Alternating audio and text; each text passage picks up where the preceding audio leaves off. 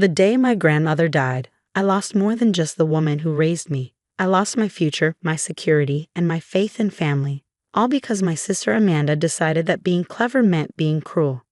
I was in the garden when it happened, tending to Grandma Eleanor's prized roses. She taught me everything about them, which varieties needed more water, how to prune just right, when to cover them before frost. While Amanda was off at law school, living the high life on Grandma's money, I had stayed close to home, helping care for the woman who'd taken us in after our parents' accident. The roses look beautiful, Kate. My Aunt Susan's voice made me jump. She stood at the garden gate, her eyes red from crying. She's gone, sweetheart. About an hour ago. The pruning shears fell from my numb fingers. But I just saw her this morning. She was fine. We had tea, she told me about.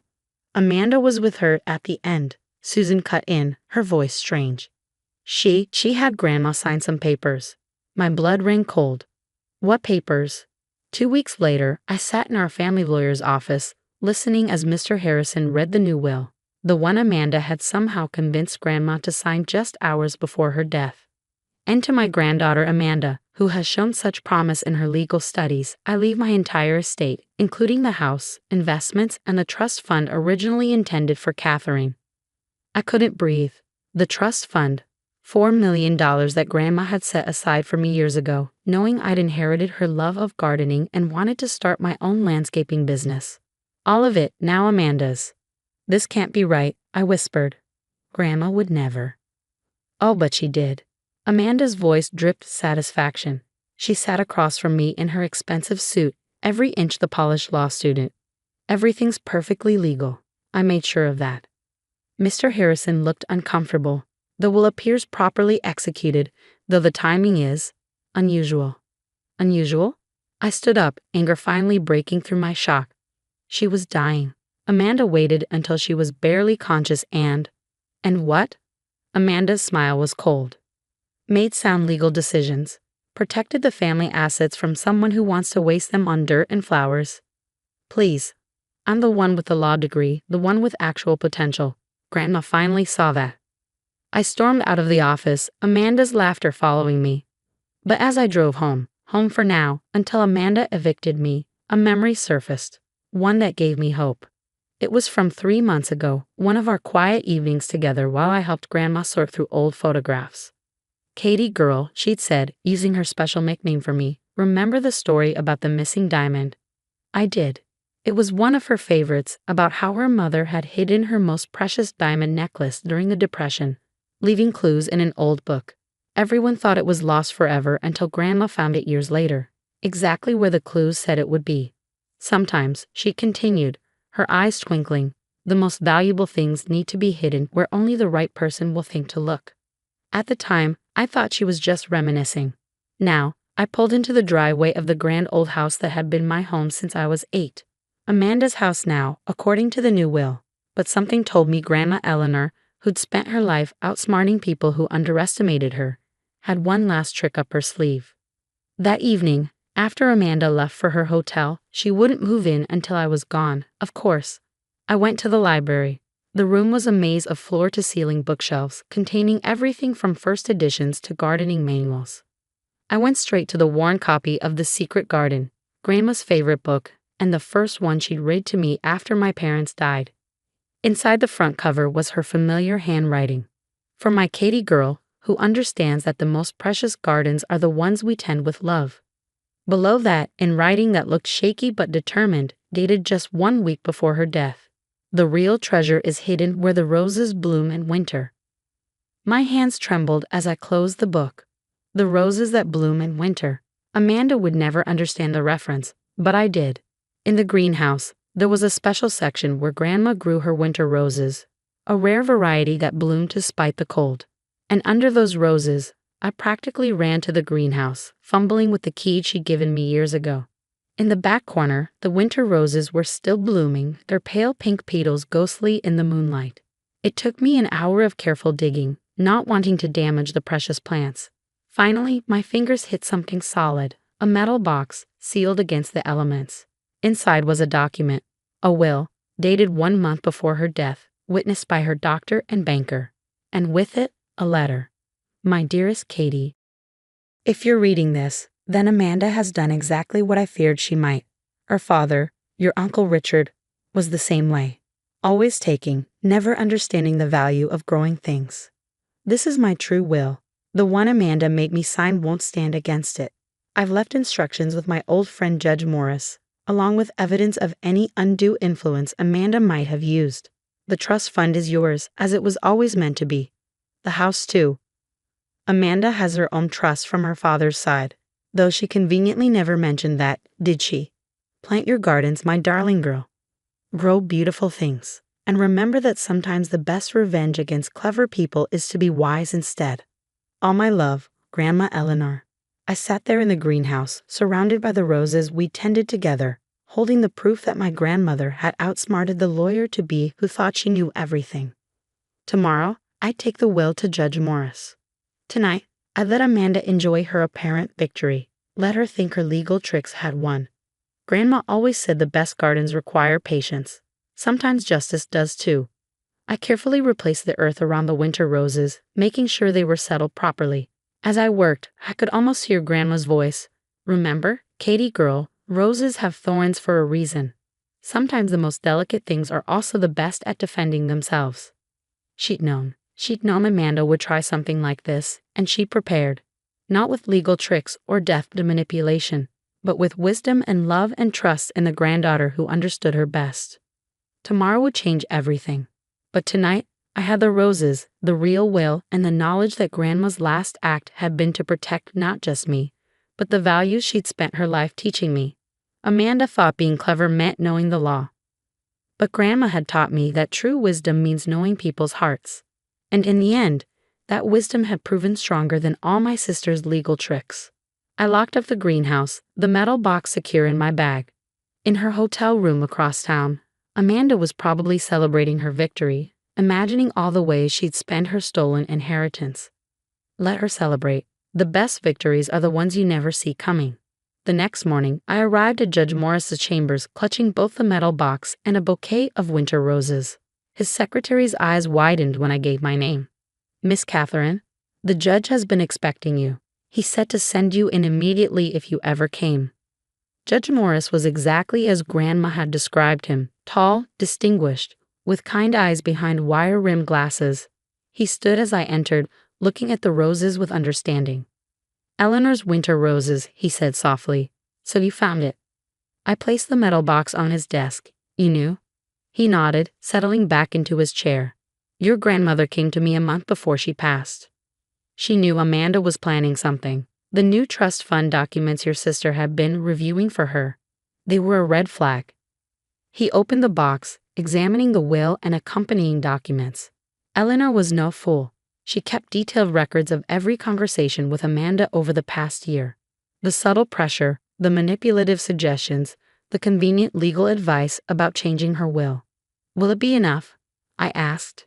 To invalidate the deathbed will? Judge Morris smiled. More than enough. But Eleanor wanted to wait, to let Amanda show her true colors first.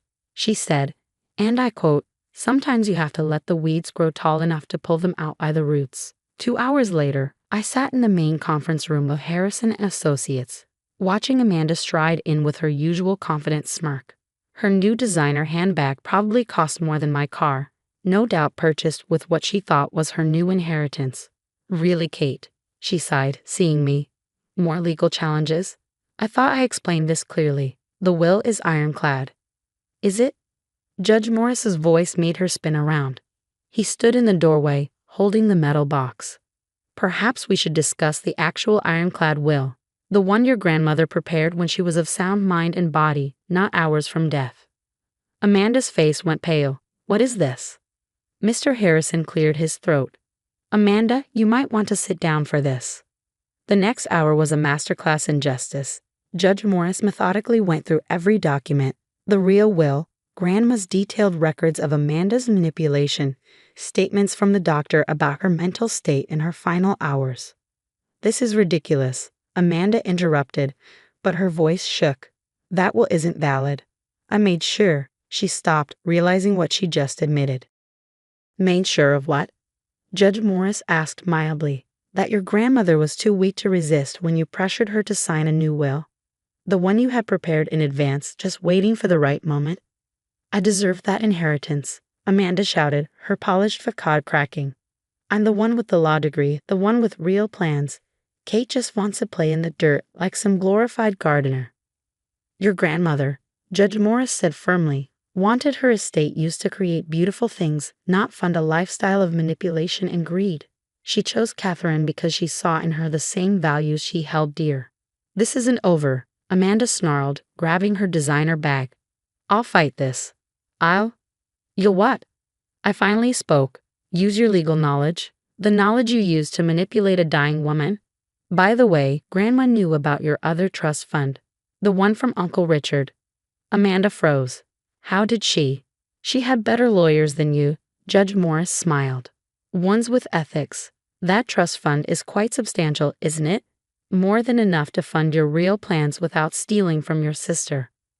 Watching Amanda's face, I finally understood what Grandma had meant about letting weeds grow tall enough to pull out either roots. My sister had revealed exactly who she was, and now she couldn't hide it anymore.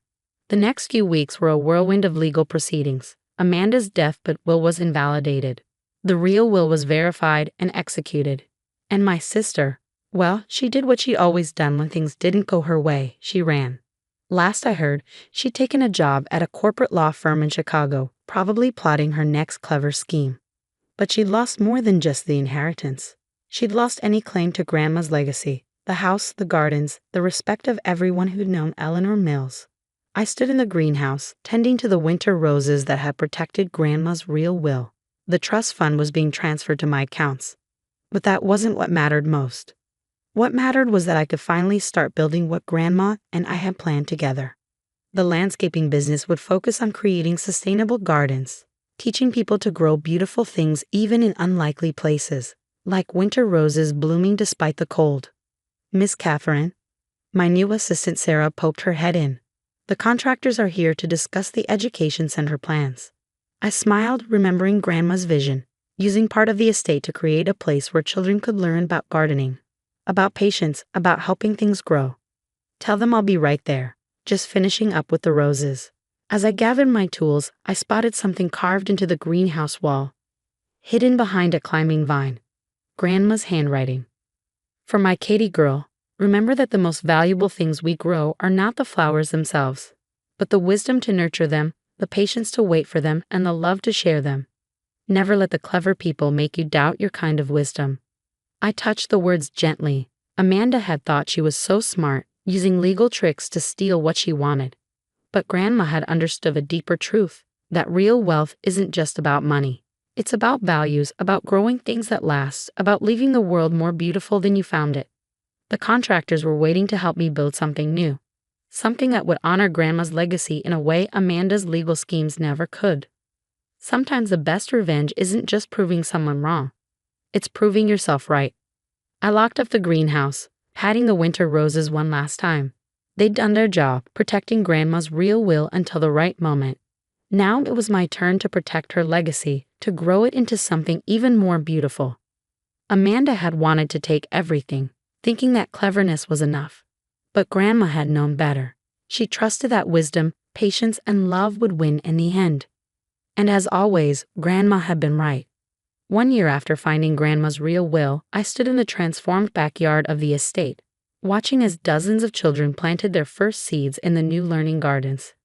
The Eleanor Mills Garden Education Center was everything Grandma and I had dreamed of, and more. Miss Kate. 7-year-old Tommy ran up, his hands covered in soil. My sunflower is taller than Billy's. Remember what we learned about gardening? I knelt beside him. It's not about being better than someone else's flower. It's about helping your own grow strong. He nodded seriously. Like your grandma's winter roses? Exactly like that. The winter roses had become something of a legend among the students. I propagated them carefully, creating a special section where they bloomed year-round, reminding me daily of Grandma's wisdom. Sarah approached, tablet in hand.